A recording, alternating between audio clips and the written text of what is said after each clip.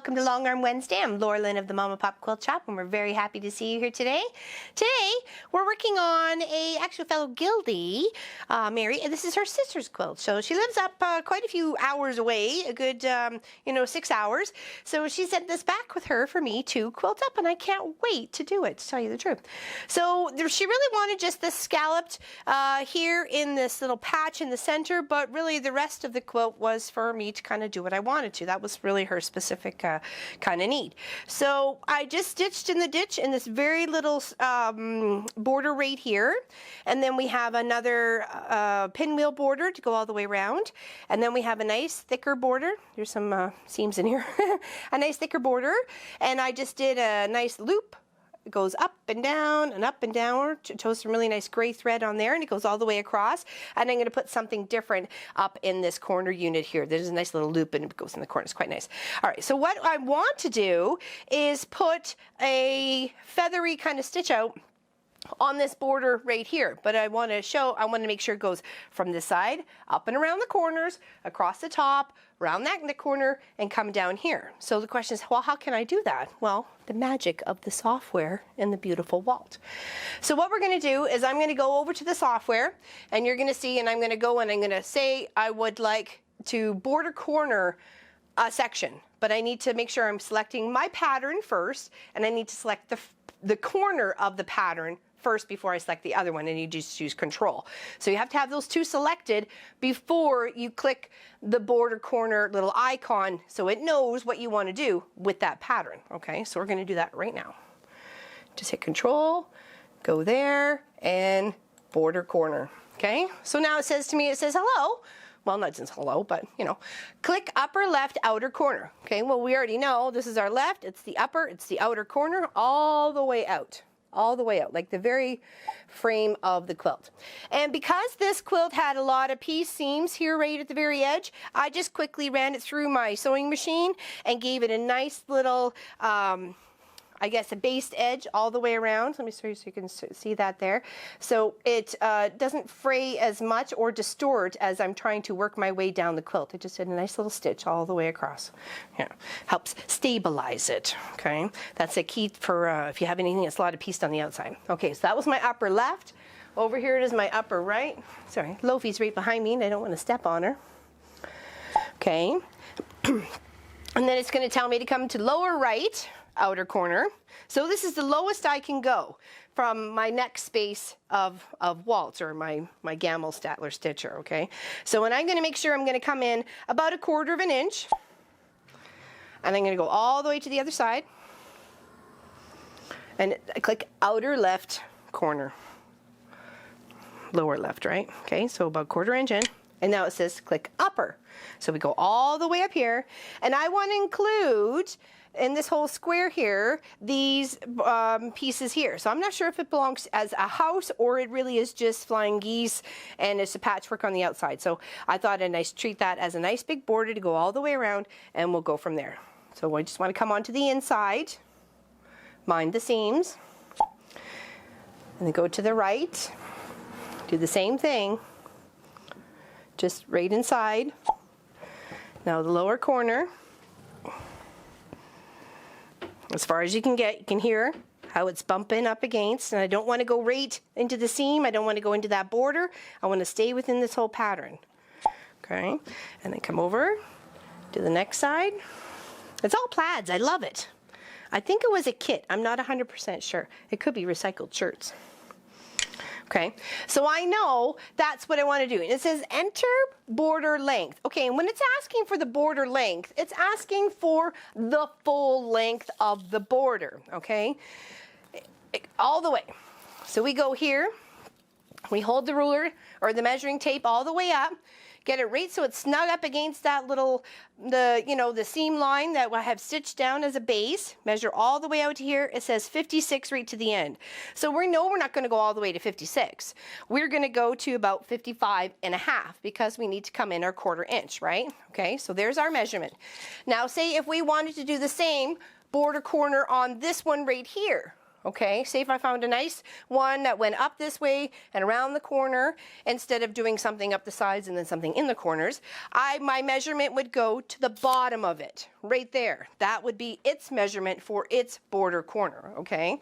So that's how you, if you have multiple on a quilt, that would be kind of fun actually. Okay, so now it says our total length, we want 55 and a half. 55.5. And there. And now it's going to scooch it. It scooched it down just a little bit. So it's going to start up here and it's going to work its way around. And then when I go to roll and I get to the bottom half and I'm going to do the border corner again, except it's going to be in opposite corners, it's going to give me the other proper portion just like that, but in reverse. And then I go and I take a couple of the border pieces and fill it up in between. It's more like just a little chunk in the border sort of thing, but we'll work on the corners, okay? So I like that. I like how it's going to fit. If you are unsure of how maybe you need to tweak the pattern just a little bit, say maybe your border got a little narrow on one side or something like that, you could go into the pattern and just highlight it and then, you know, move it over a little bit, stretch a little bit, whatever. But I like the way this is laying out right now, so I'm going to hit the OK button. And then I'm going to hit the Start Quilting button.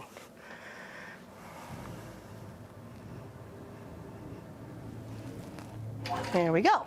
See, and there's the start. And as Walt is going to work its way all the way up and across. Put the bobbin thread up to from the bobbin up to the top. I think I might have forgot to put in the fresh bobbin. See, and it comes all the way out. The back is pieced as well. So there are some times it does a little stutter stop to try and work its way over seams. But that's okay.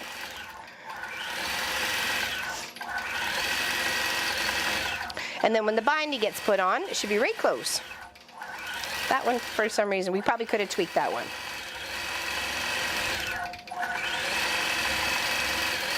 There we go. Move that out of the way.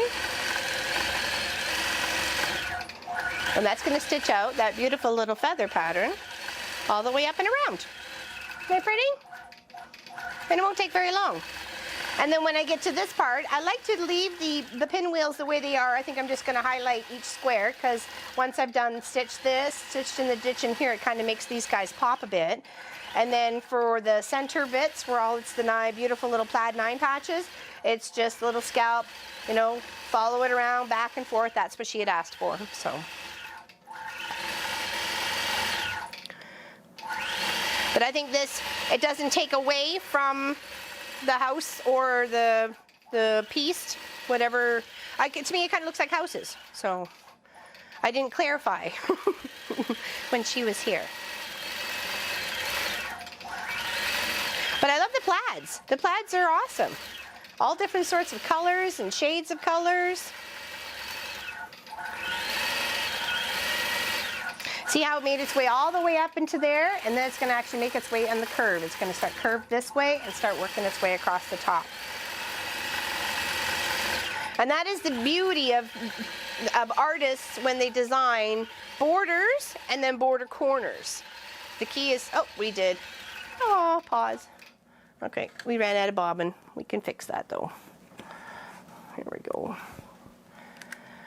That's all right. I knew it sounded light. That's my fault. Okay. I had a couple of half gray ones that I needed to get used up here, so there we go. Pop it back in, listen to the click, thread it through. Okay, now I'm going to go back in and I'm going to go mode, and I'm going to say restart, and it's going to say, okay, well, where do you want me to restart? You kind of stopped me over here, so I'm going to pick a new point because that's not quite exactly where I wanted it, because you could tell it ran out there because the holes are in the fabric. So I'm going to come back down here to about here, so make sure my stitches are going to overlock. Hit the quilt button, bring the bobbin up from the top, bottom to the top, and go ahead and hit the button. There we go. Perfect. Get those out of the way, and it's going to keep stitching out.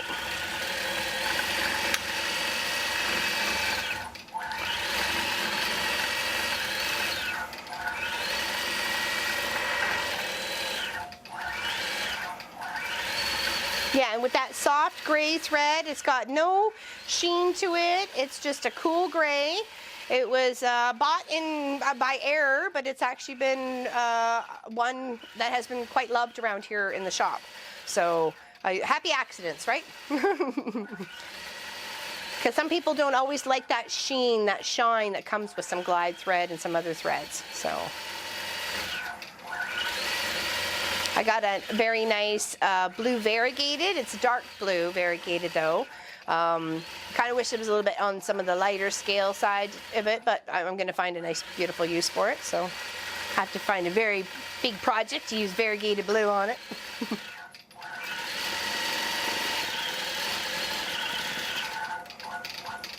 Yes, as I was basting, when I was talking about putting a base stitch or stitching a line all the way across to make all the way around the quilt top, it helps from things tweaking instead of trying to curve. And when curve is, I was trying to do the base stitch and push and pull along as I was trying to lay it out nice and flat. Doing that little stitch all the way around just helped keep things nice and secure, and the seams didn't pop apart. So it only took me a few minutes, and I wanted to make sure this turned out fantastic. I don't want any tweaking or, you know, sloppy sides or anything like that. I don't mind taking that little extra effort to make sure it turns out as beautiful as possible. These are works of art, and they should be treated as such. Yeah, so beautiful, beautiful, beautiful. I love the mix. Love the mix of fabrics. I'll try and take a couple pictures of the backing so you can see how it was pieced up. It has a bunch of strips of the flannel, thin and long, and then big chunks of this, I don't know. I wouldn't, maybe upholstery, maybe, I'm not sure. Maybe pillows. It's interesting. It's got a nice weave to it. It is kind of thick. That's why some of the seams are a little bit thick on the back side as well. It's there as well as pieced. So yeah, I don't think the gray takes away from any of the blocks. It just gets nice and quilted and frames it up. So it's loops and loops in this one. This is just stitched in the ditch. I'm going to go through the squares around for the pinwheels, and that'll be it. And of course, you know what I'm going to do in the center.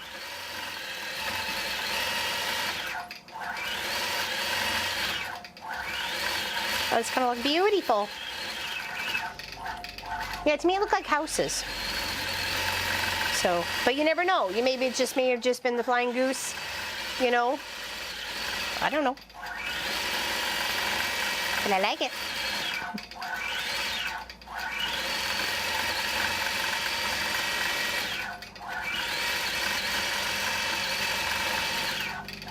All sorts of colored plaids. I think it might have been a kit, but you just never know, right? You cut up like 3 or 4 shirts from the, you know, the Salvation Army or the hand-me-down store, the second-hand store, that sort of thing. You can make yourself a quilt. Doesn't take too long. And this is 56 by 56. Nice, great size for cuddling on the couch, or hanging out in front of the fireplace, or, you know, just hugging the water tank. I don't know. It's getting cold here. It's turning. Had to wear my toque. Yes, quite a few little thread cleanups, but that's okay. I want to make sure when it gets back to her, it's as beautiful as possible, like I said.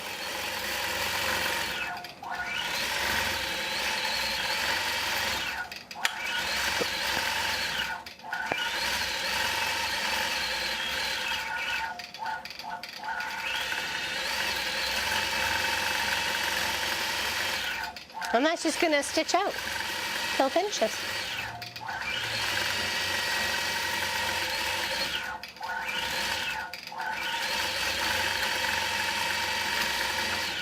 You can hear it sometimes when it's going over some of those big seams.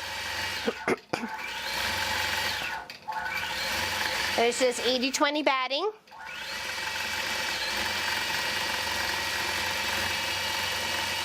This had a lot of white on it. We probably would have used a white 80-20. So it's just bleached. It's just nice and white. But sometimes you need that for those white quilts, you know. Sometimes even 2 layers depending on the back color difference, right? So, because you don't want any of that other darker color to shine through.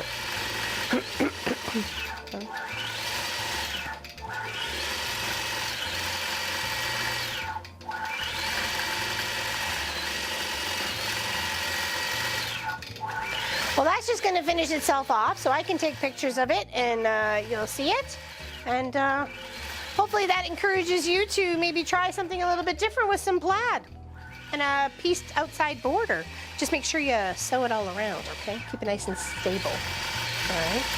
We'll let the small camera finish filming for the stitch out, and we will see you guys on Weekend Projects. Okay? Thanks, everybody. Have a great day. Hugs.